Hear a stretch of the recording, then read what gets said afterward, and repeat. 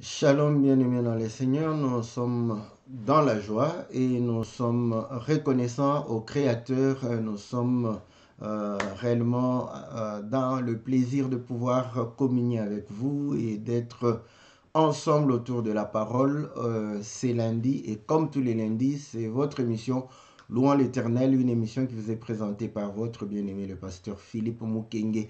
Une émission qui nous permet de pouvoir partager la parole du Seigneur sur base des cantiques, une émission qui nous permet de comprendre l'adoration, comprendre aussi la louange selon réellement la pensée du Seigneur, car l'Éternel, notre Dieu, le Père, a besoin des adorateurs qui adorent en esprit et en vérité. Donc voilà pourquoi nous nous permettons de pouvoir réellement analyser les cantiques et pouvoir réellement relever les choses spirituelles qui sont dans le cantique et qui nous concernent et qui nous permettent de pouvoir réellement connaître la vérité et que cette vérité puisse nous affranchir de toute servitude. Voilà, bien-aimés dans le Seigneur, nous sommes dans la joie et nous vous saluons une fois encore dans le nom précieux et glorieux de notre Seigneur Jésus.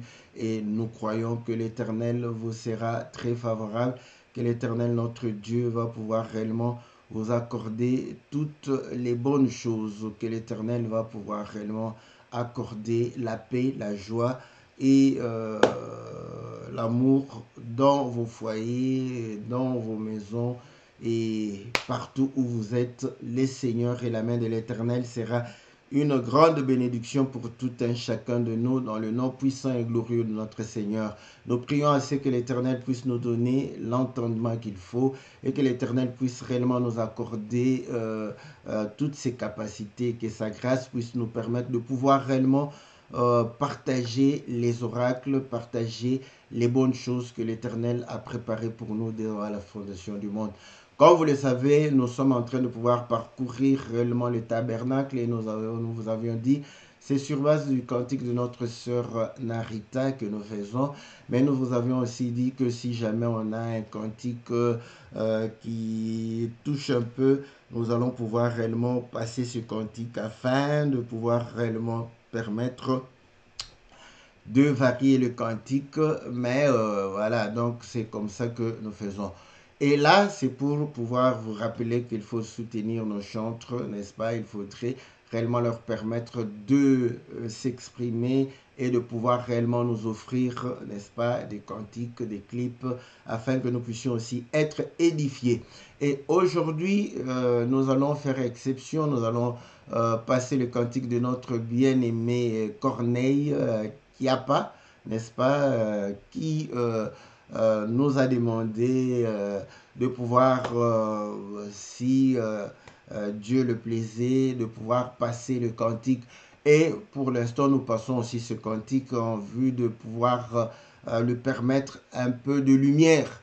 Et nous vous disons, n'est-ce pas, de pouvoir écouter ce cantique sur notre compte YouTube. C'est parmi le topic, donc comme c'est en audio seulement, donc vous pouvez écouter, écoutez-le, permettez-lui de pouvoir avoir un peu plus de vues. Ça va l'encourager, ça va lui permettre de pouvoir réellement davantage se consacrer. C'est la façon de pour nous aussi de pouvoir soutenir nos chantres en consommant leurs produits, en permettant à ce qu'ils puissent se reconforter en voyant réellement comment les cantiques que Dieu les inspire sont en train d'édifier le peuple de Dieu. Donc, consommer le cantique de notre frère Corneille Kiapa et ça va lui permettre de pouvoir réellement s'encourager. C'est une façon de l'encourager. Écoutez-le, n'est-ce pas? Ce sont des cantiques. Vous voyez, vous écoutez le matin, vous écoutez le soir. C'est une très très bonne chose. Salutations à tous les bien-aimés qui sont éparpillés dans le monde entier. Que l'Éternel, votre Dieu, vous soit très favorable. Que le Seigneur puisse vous bénir. Que le Seigneur puisse vous venir au secours de tout un chacun en lui apportant ce dont il a besoin dans le nom puissant et glorieux de notre Seigneur Jésus. Et comme vous le savez, nous allons écouter le cantique. Après le cantique, nous allons revenir dans notre studio virtuel pour pouvoir parler de la cuve des reins et entamer le lieu saint, n'est-ce pas? Et avec les éléments qui s'y trouvent. Comme vous le savez, ce sont beaucoup d'éléments. Nous allons pouvoir parler avec la grâce que le Seigneur nous accorde. Et là où nous allons pouvoir nous arrêter, nous allons pouvoir poursuivre le lundi prochain pour pouvoir réellement permettre de toucher la plupart des éléments qui sont dans le lieu saint. Et après, nous irons dans le lieu très saint où nous allons aussi parler de la part du Seigneur, comme le cantique de notre sœur le dit. Mais ici, ce cantique est en train de pouvoir nous parler sur base du verset de... je crois, c'est ce que David dit, que j'aimerais faire un jour, n'est-ce pas, dans les parvis de l'Éternel que 1000 ailleurs. Donc, nous avions évoqué cette écriture. Donc, c'est pour montrer qu'on a besoin de la présence de Dieu. Et il voudrait être devant la face de Dieu. Donc, voilà, ça nous permet de rester dans le cadre du tabernacle. Voilà, bien-aimés dans le Seigneur, que le Seigneur vous soit très favorable. Spéciale salutation à notre sœur Bijou qui nous a permis, Bijou Inaka, qui nous a permis de pouvoir entrer en contact avec le frère Corneille Kiapa. Donc, toutes nos salutations, donc tous nos encouragements. Donc, pour l'instant, c'est ce que nous pouvons faire. Et lorsque le Seigneur va pouvoir nous bénir, si les gens sont touchés et apportent leur contribution, nous allons voir comment aider, n'est-ce pas, nos jeunes frères qui veulent, n'est-ce pas, servir le Seigneur afin de leur permettre d'avoir des clips et plus de visibilité pour pouvoir édifier, n'est-ce pas, le plus grand nombre de frères et de sœurs éparpillés dans le monde entier. Voilà ce pourquoi nous faisons cette émission. C'est une émission de promouvoir les chantres de l'Éternel, les frères et les sœurs qui sont inspirés par le Seigneur pour édifier le peuple de Dieu. Nous apportons le peu que le Seigneur nous donne. Voilà, que le Seigneur soit très très favorable. N'oubliez pas d'écouter le cantique que nous allons écouter maintenant, de le réécouter avant de dormir, demain matin et soir, pendant une semaine. Ça fera du bien, que le bien-aimé voie réellement que les gens sont en train de consommer. C'est une façon de pouvoir l'encourager et de pouvoir aussi le bénir et le prier pour lui. Dans le nom puissant et glorieux de notre Seigneur Jésus, sans plus tarder, écoutons le cantique. Et après quoi, nous allons revenir dans notre studio virtuel. Que Dieu vous bénisse.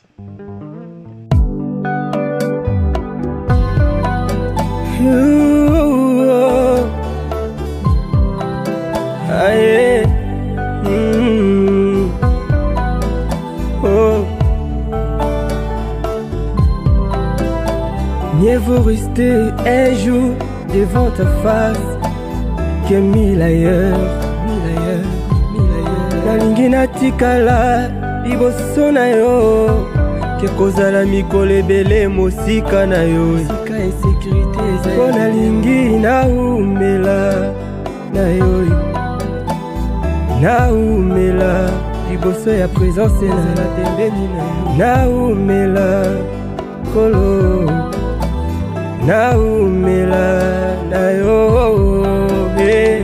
Naumela na yo, naumela kolo, naumela na yo, naumela ata mokolo moko, ata mokolo moko, ata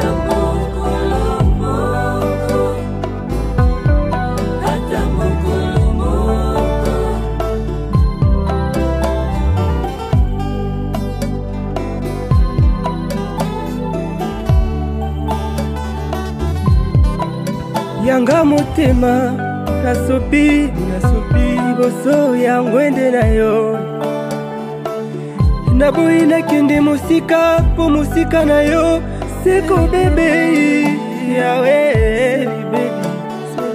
libanda na yo seko kufe yawe, sokotikinga lelo nakosuka wapi ye nakotelengana na molungi nazala se na présence na yo omokolo koya okutanga na sina mibongisi otokende elongo otomata elongo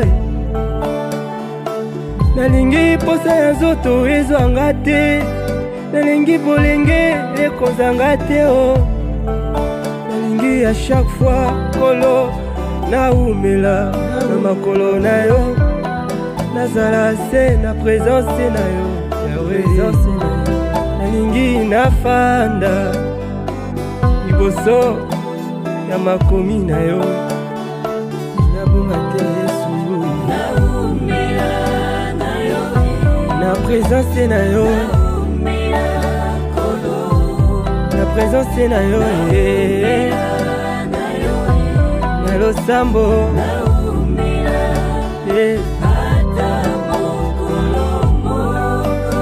ata mokolo moko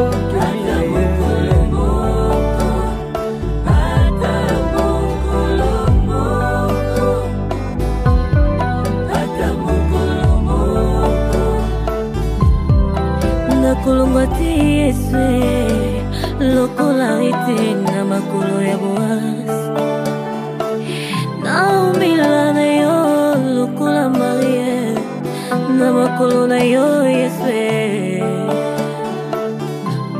nalingi natambola na yo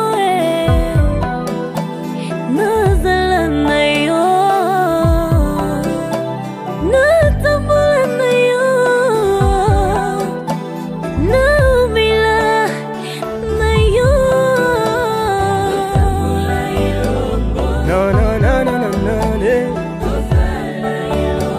tozala elongo bisika nyonso kokende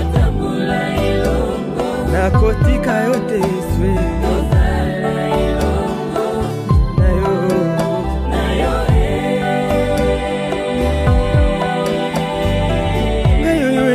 nalingi natambola na yo totambola elongo tozala elongo bisika okozala kape nazala nayoka bien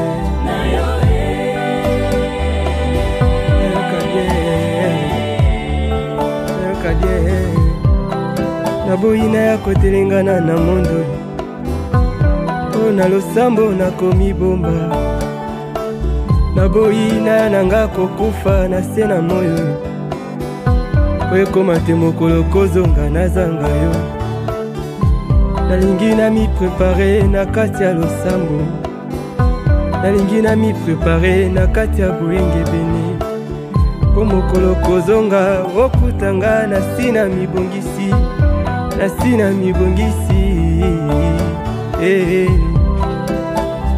Alors je veux que tu te concentres dans la prière. Je te demande à chaque fois, quand tout ne semble pas marcher dans ta vie, ne perds jamais l'espoir.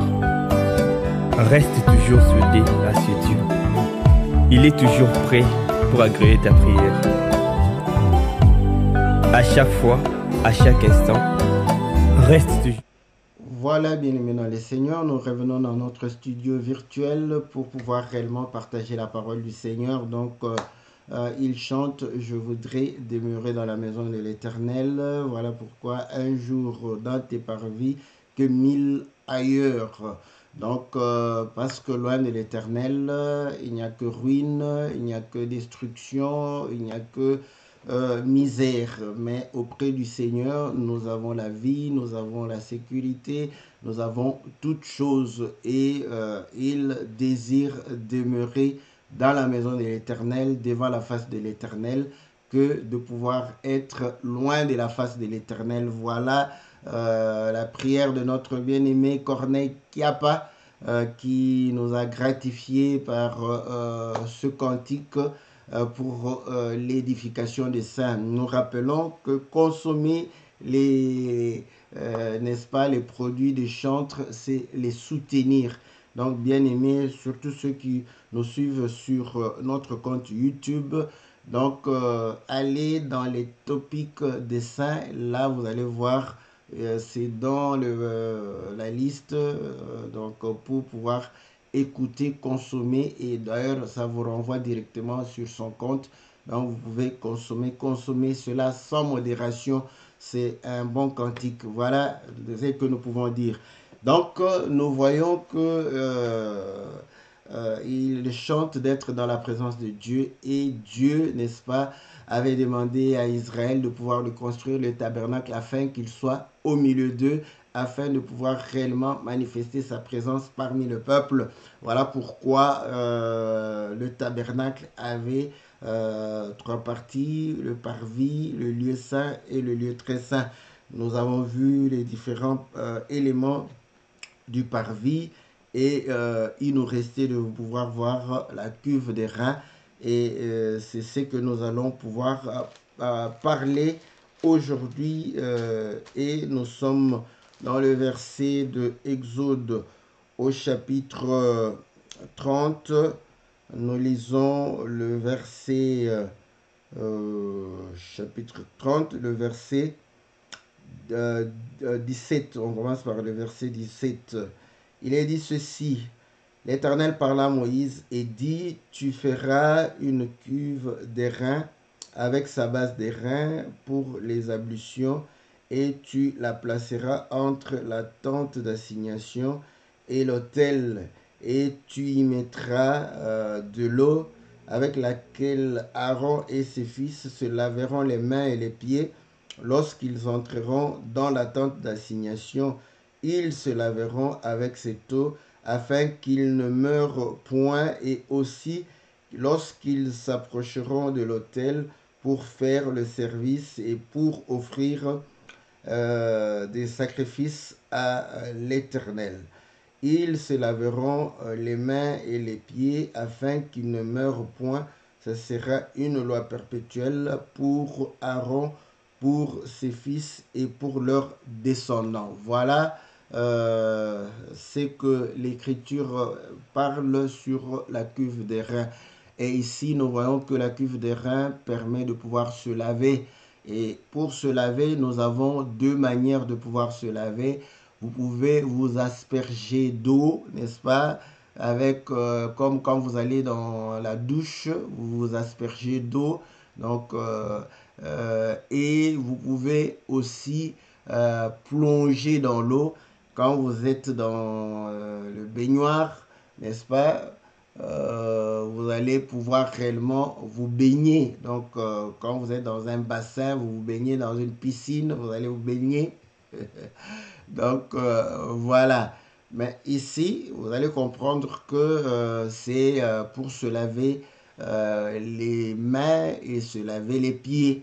Donc, plus tard, vous allez comprendre que pour voir que c'est...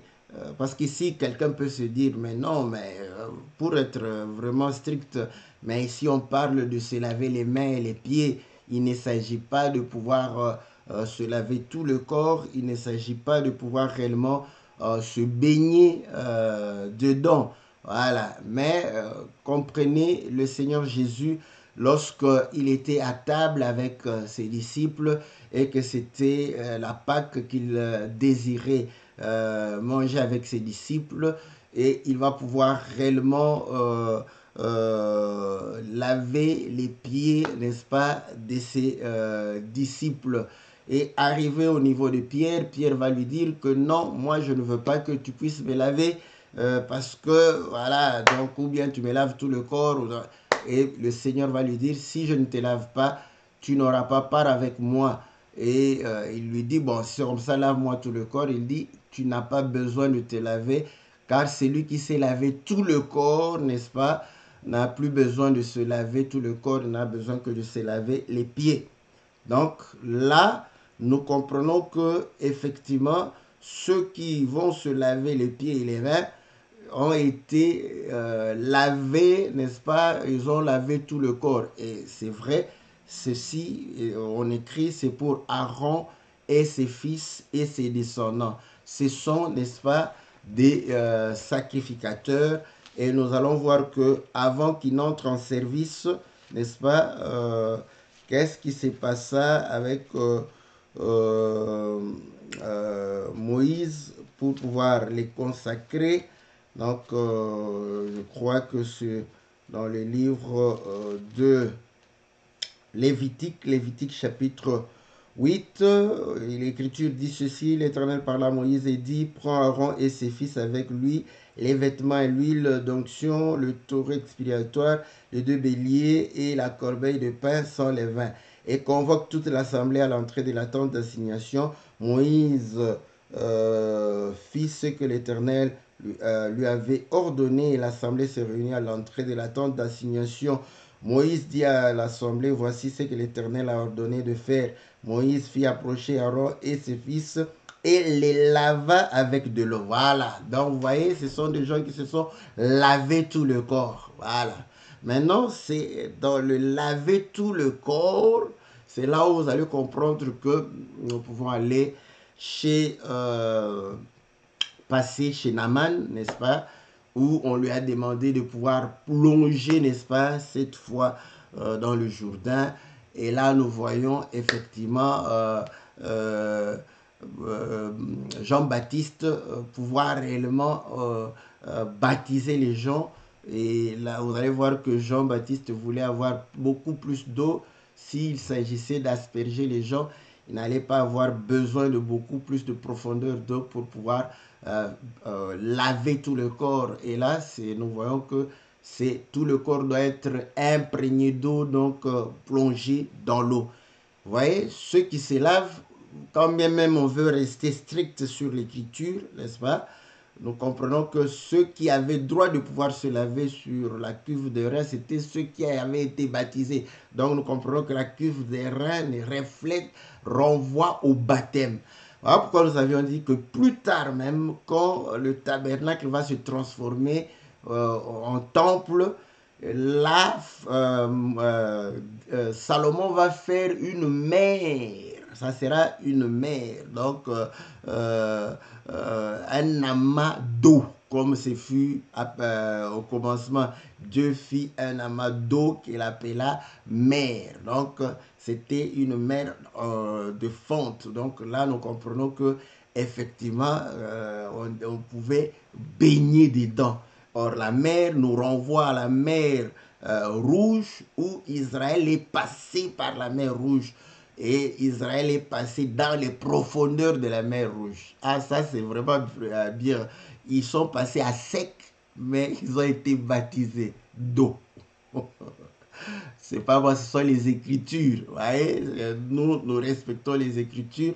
Ah, pourquoi vous allez comprendre que dans le livre de 1 Corinthiens chapitre 10, Paul va pouvoir le dire.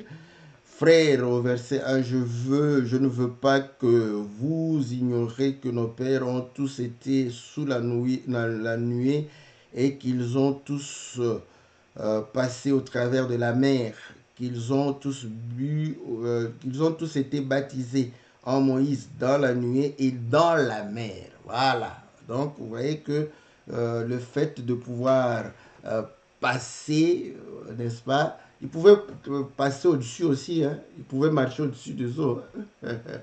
Mais Dieu a voulu qu'il puisse passer, n'est-ce pas, dans les profondeurs pour symboliser qu'ils ont été baptisés dans la mer. Et pourtant, c'était du sec, hein. Voilà.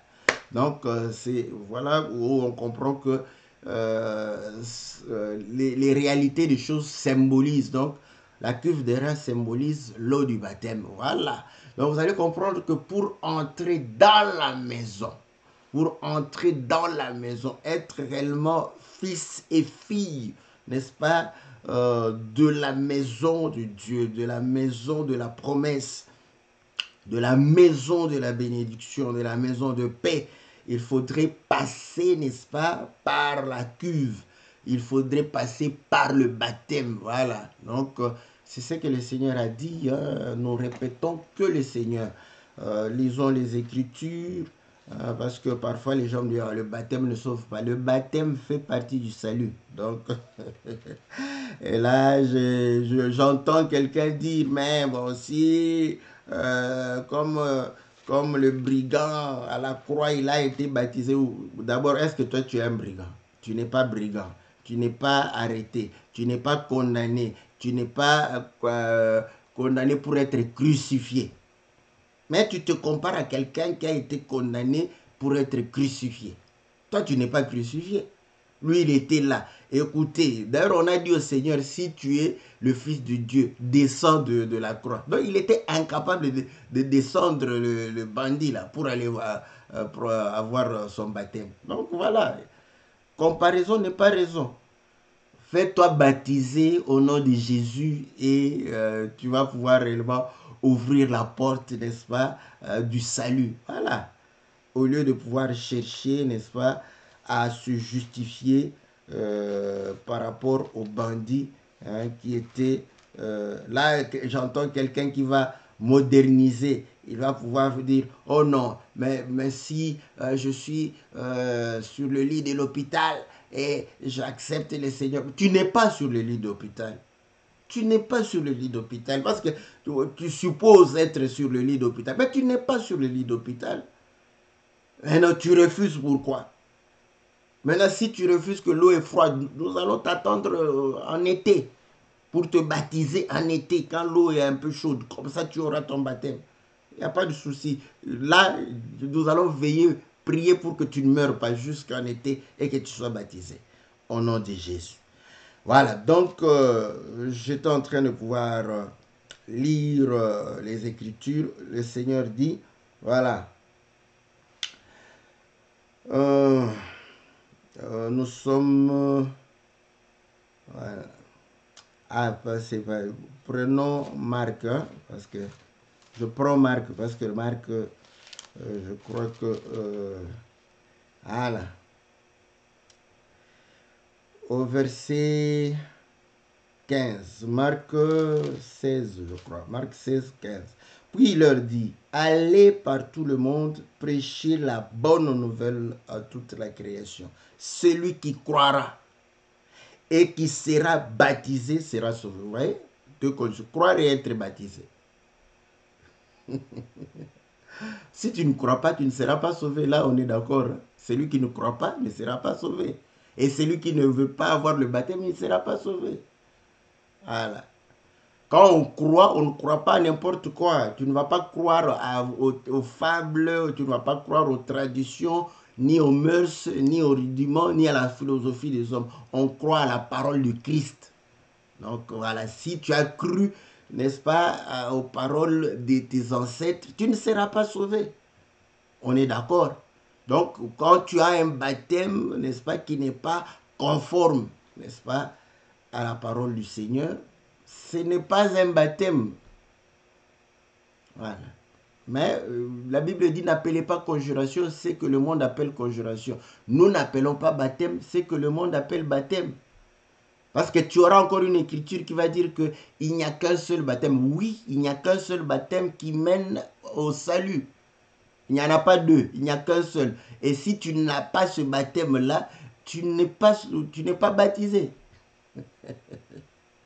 La Bible est simple, comme bonjour papa, bonjour maman, quand tu as le Saint-Esprit. Quand tu n'as pas le Saint-Esprit, ça devient compliqué. Pourquoi nous disons qu'il n'y a que ce seul baptême-là? Paul qui a écrit dans Ephésiens chapitre 4 qu'il n'y a qu'un seul baptême. Il est arrivé je ne sais pas si c'était à Éphèse, je crois. Il est arrivé là-bas. Il va voir les disciples. Il va leur poser la question, avez-vous reçu le Saint-Esprit? Ils ont dit non, on n'en a même pas entendu parler. De quel baptême? Vous voyez? Ils savaient qu'il y avait plusieurs baptêmes. Sinon, ils n'allaient pas poser la question. Ils posent de quel baptême? Parce qu'en les écoutant, en les voyant, il a compris que c'était des gens qui étaient baptisés. Mais il dit, mais de quel baptême avez-vous reçu? Et eux-mêmes, on disait, bon, nous, on a déjà reçu un baptême. Bon, si Paul savait qu'il n'y a qu'un seul baptême, il allait dire, ok, quand vous êtes déjà baptisé, c'est bon. Mais il dit, non, mais c'est pas ça, le baptême des jeunes ne te donne pas le salut. Alléluia, ça c'est bon. Nous aimons la parole du Seigneur. Ça ne te donne pas le salut. Ce qui va te donner le salut, c'est le baptême en Jésus. Parce que c'est au nom de Jésus que que nous avons la vie, nous avons le pardon de nos péchés, nous avons la repentance. C'est en lui que nous recevons notre baptême. Voilà. Donc, si tu n'as pas ce baptême-là, donc comprenez.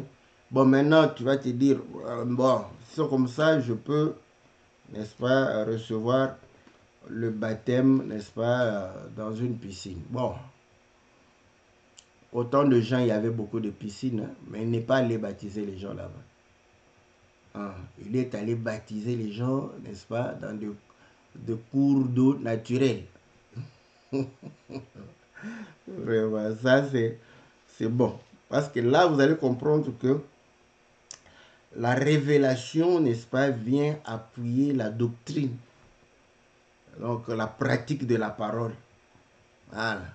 Parce que les gens vont dire, ouais, mais non, mais on n'a rien dit. Ils ont dit, parce qu'il faut savoir que Zacharie, quand il est rentré dans le temple, quand il est sorti, il n'avait rien dit. Mais il parlait avec des signes. Voilà. Donc, les Écritures rendent témoignage de la vérité. Nous avons les Écritures où on comprend que Jean est allé baptiser, pas dans des piscines. Donc, c'est un témoignage. Mais toi, quand tu dis, mais ils n'ont rien dit. La Bible a dit parce que ça, il y avait des piscines, mais non, personne n'a été baptisé dans une piscine. Sauf au temps moderne où les gens, n'est-ce pas, veulent faciliter les choses. Donc, voilà. Bon, de toute façon, si tu ne veux pas te faire baptiser conformément à la parole de Dieu, c'est Dieu qui va te juger, pas nous. Nous te disons ce qui a été écrit, et ça a été écrit avant nous. Nous ne faisons que lire ce qui a été écrit là-bas. Voilà. Donc, nous prenons encore une autre écriture sur la cuve des reins dans le livre de Exode chapitre 38. Exode chapitre 38 au verset 8. Nous allons, voilà.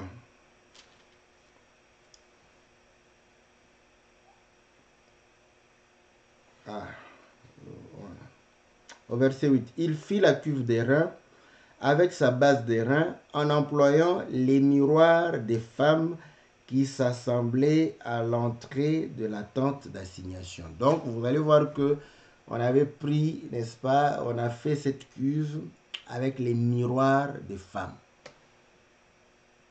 Bon, là, on se dit, mais pourquoi seulement les femmes? Parce que vous allez voir que, est-ce qu'il y a des miroirs des hommes? Bon, vous voyez, ça, on peut dire que, voilà, on peut parler de miroirs des hommes. Oui, ça peut sous-entendre que s'il y a des miroirs des femmes, il y a aussi des miroirs des hommes. Ça, je concède. Intellectuellement, on concède cela. Mais on parle des miroirs de femmes. Et pourtant, Aaron et ses fils, il n'y avait que Aaron et ses fils qui avaient droit de pouvoir entrer dans le lieu saint. C'était des hommes. Hein. Et c'est ici, parfois dans la folie de la révélation, n'est-ce pas, vous allez entendre un de nos frères te dire que Aaron était une femme. Après, tu vas t'étonner, mais comment Aaron était une femme? Aaron était un homme, tout ça. Mais nous te disons, voilà, la cuve de rein, c'est avec les miroirs des femmes, pas des hommes, des femmes. Donc, ça c'est bon. Voilà. Et ici, vous allez comprendre, n'est-ce pas, que Aaron, qui vient de chez lui, ou qui vient, n'est-ce pas, de la maison où les sacrificateurs et tout, quand ils arrivent, n'est-ce pas, ils ont marché, donc les pieds se sont salis, donc vous allez comprendre qu'ils ont, pour entrer, d'ailleurs on a dit que s'ils entrent sans se laver, ils vont mourir. Mais écoutez, Dieu frappe de mort quand quelqu'un transgresse sa parole. Bon, vous allez dire qu'il n'a pas obéi à la parole, oui. Mais pourquoi Dieu met cette loi-là? parce que vous allez comprendre que les pieds qui sont sales est symbole aussi de l'impureté et du péché. Voilà pourquoi dans le livre de Matthieu, si je ne me trompe pas, Matthieu chapitre 1, on va parler que de la cuve des reins, hein? Bon, c'est pas grave. Donc Matthieu chapitre 10, donc il est dit ceci, n'est-ce pas? Voilà. Matthieu chapitre 10, au verset 14. Lorsque on ne vous recevra pas et qu'on n'écoutera pas vos paroles, sortez de cette maison ou de cette ville, secouez la poussière de vos pieds. Et je vous le dis en vérité, au jour du jugement, le pays de Sodome et de Gomorrhe sera traité moins rigoureusement que cette ville-là. Ouais?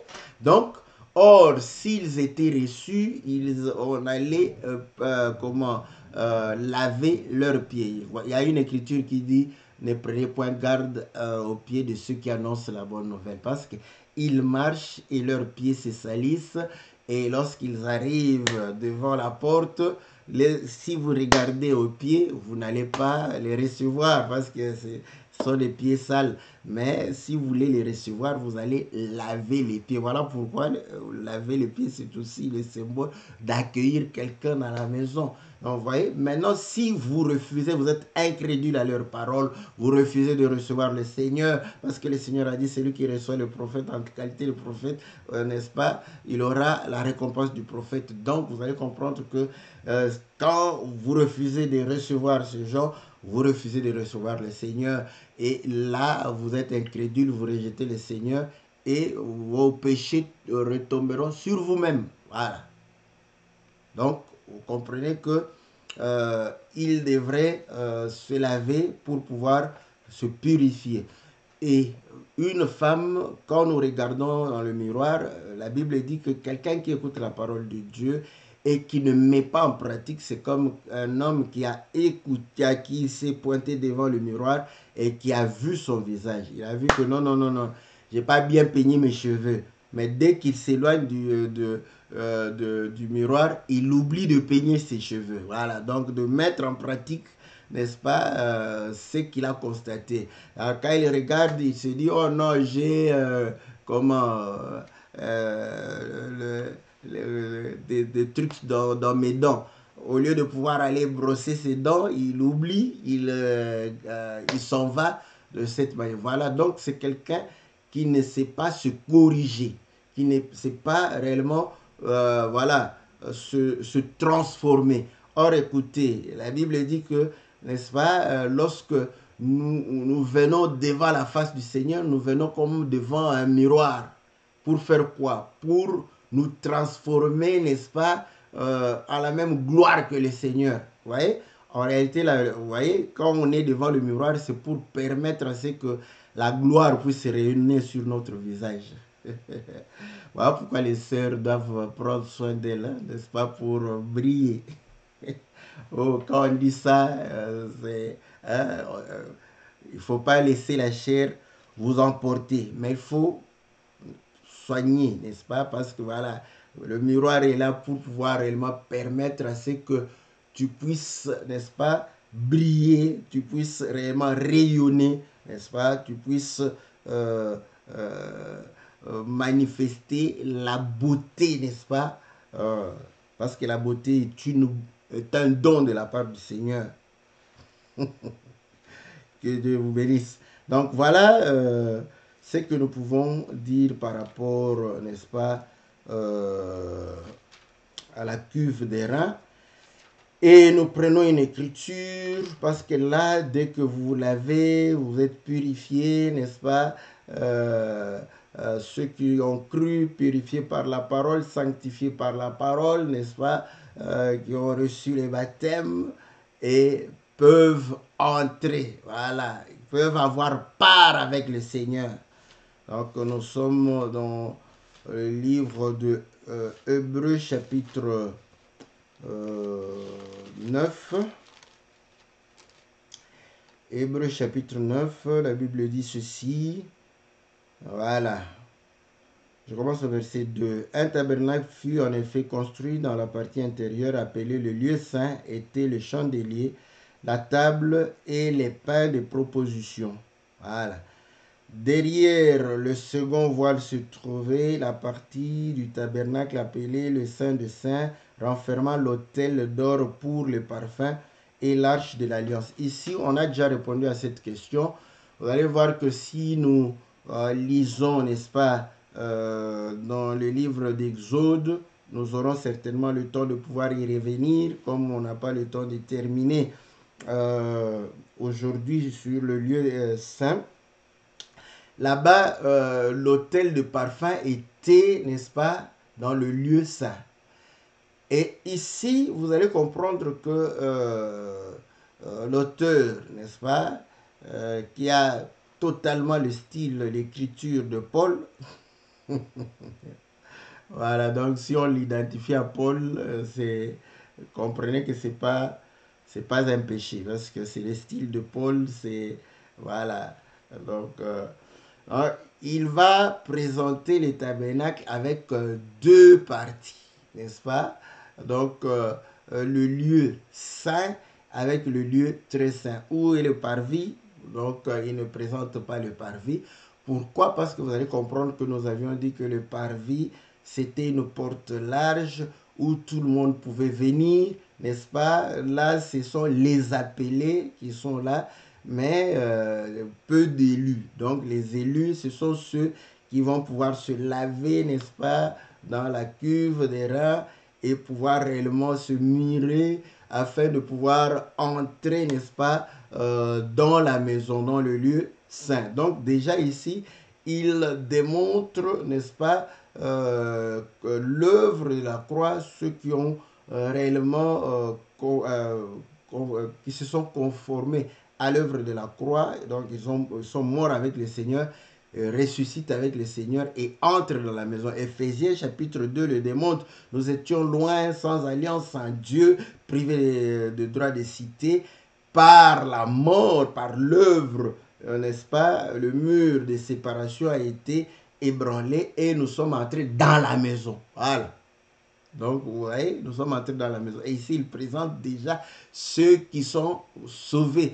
Et là, pendant qu'il le démontre, il va le dire dans Hébreux chapitre 10 que, n'est-ce pas, le voile est déchiré, n'est-ce pas, pour pouvoir entrer et aller devant la face de Dieu. Or, vous allez comprendre que ce sont nos prières qui vont monter vers le Seigneur. Donc, pour montrer que l'accès à nos prières. Donc, voilà pourquoi l'autel de parfum, il le présente dans le lieu très saint. Donc, voilà. On a déjà expliqué, répondu à ça. C'était une question d'un frère que la Bible parle. Nous avions déjà expliqué cela. On ne fait que répéter parce que la répétition est la mère de la science. Si vous voulez avoir plus d'éléments, vous pouvez peut-être taper dans le moteur de recherche de YouTube et vous allez retrouver certainement, n'est-ce pas, la vidéo qui parle de ces choses. Et là, vous allez comprendre que il va pouvoir parler des éléments, le chandelier, la table, les pains de proposition. Voilà, donc nous avons la nourriture, le support où on peut déposer la nourriture, et nous avons la lumière. Donc, écoutez, dans le tabernacle, vous allez comprendre que, je ne sais pas, il n'y avait pas de fenêtre. Hein, donc, vous comprenez que la lumière, n'est-ce pas, du soleil entrait simplement par la porte. Donc, nous comprenons que lorsque le soleil se couche, donc il faudrait allumer, n'est-ce pas, le chandelier. Et la table de proposition était devant le chandelier, n'est-ce pas, et les pains étaient sur, n'est-ce pas, la table de proposition. Donc là, nous comprenons que quand nous y entrons, c'est pour pouvoir manger avec le Seigneur. Et ça confirme ce que le Seigneur a dit à Pierre. Si je ne te lave pas les pieds, tu n'auras pas part avec moi. Tu ne vas pas avoir part avec moi sur la table. Donc, tu dois te laver pour pouvoir souper avec le Seigneur. Voilà. Donc, pour pouvoir réellement manger avec le Seigneur. Or, manger avec le Seigneur, c'est communier avec le Seigneur. Vous savez que sa nourriture, c'est de pouvoir accomplir la volonté, n'est-ce pas, de celui qui l'a envoyé. Et ainsi, lorsque nous mangeons à la même table que le Seigneur, nous accomplissons, n'est-ce pas, la volonté de notre Dieu. Voilà pourquoi il est dit de prier: notre Père qui es aux cieux, que ton nom soit sanctifié, que ton règne vienne, que ta volonté soit faite sur la terre. Qui va faire la volonté de Dieu? C'est celui qui est entré dans la maison de Dieu et c'est celui qui mange avec le Seigneur sur la même table. Voilà pourquoi quand vous êtes en train de pouvoir pécher, vous êtes à la table du diable. Vous êtes en train de manger avec le diable ensemble. Voilà. Donc, lorsque vous vous sanctifiez, lorsque vous vous séparez du péché, lorsque vous accomplissez la volonté de Dieu, vous mangez avec le Seigneur à sa table. Voilà. Nous mangeons quoi? Nous mangeons le pain. Voilà. C'est comme ça qu'il a pris le pain, il a rendu grâce, il a rompu, il a donné à chacun et on a mangé. Donc, on mange et la Bible démontre que en mangeant ce pain, nous participons à un même corps. Voilà. Donc, voilà ce que... Bon, peut-être que j'ai presque tout dit. Voilà. Donc, ça va nous permettre de pouvoir aller assez rapidement, n'est-ce pas, le lundi prochain, n'est-ce pas. N'oubliez pas de soutenir les chantres. N'oubliez pas de sommer ce cantique spécial pour mon frère Corneille Kiapa, n'est-ce pas. Consommez-le, ça va lui faire plaisir, ça va l'encourager. Nous ne sommes pas des esprits, parce qu'aujourd'hui, les saints croient qu'on est des esprits, donc on n'a pas de sentiments, on a des sentiments. Quand on est applaudi, ne vous en faites pas, ça fait du bien. Quand on prêche et il y a des amens, ça fait du bien, charnellement aussi. Dans la chair, on a parfois la chair de poule. Quand il n'y a pas d'amen, on est parfois stressé, on est, voilà, on commence à pouvoir perdre parfois confiance en soi. On se dit, mais est-ce qu'on prêche les bonnes choses? Est-ce qu'on se fait comprendre? Donc, consommer ça, ça va lui faire du bien. Et puis, ça va vous permettre, vous êtes en train de soutenir aussi, n'est-ce pas, le canal par lequel nous sommes en train d'aider les frères. Donc, ils vont comprendre que quand ils passent par nous, ils ont un coup de pouce. Donc, ça leur permet de pouvoir réellement édifier un plus grand nombre. Donc, ils vont commencer à venir nombreux. C'est ça même l'utilité des réseaux sociaux, l'utilité de l'Internet et de la technologie. Donc, faites cela, ça sera une très très bonne chose. Pendant une semaine, prier avec ce cantique, ça sera une bonne chose. Et je crois que vous allez l'aimer et vous allez pouvoir réellement glorifier le Seigneur.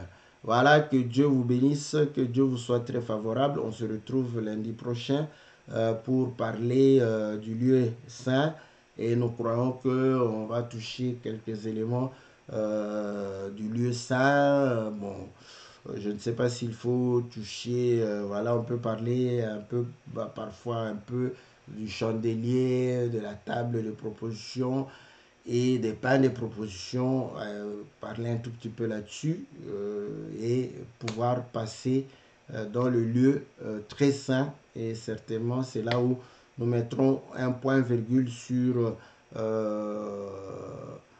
le parcours, le chemin que nous parcourons dans le tabernacle de Dieu. Voilà, que le Seigneur vous soit très très favorable, que l'Éternel vous bénisse, que Dieu vous soit d'une grande assistance dans le nom puissant et glorieux de notre Seigneur Jésus que nous avons ainsi prié. Amen.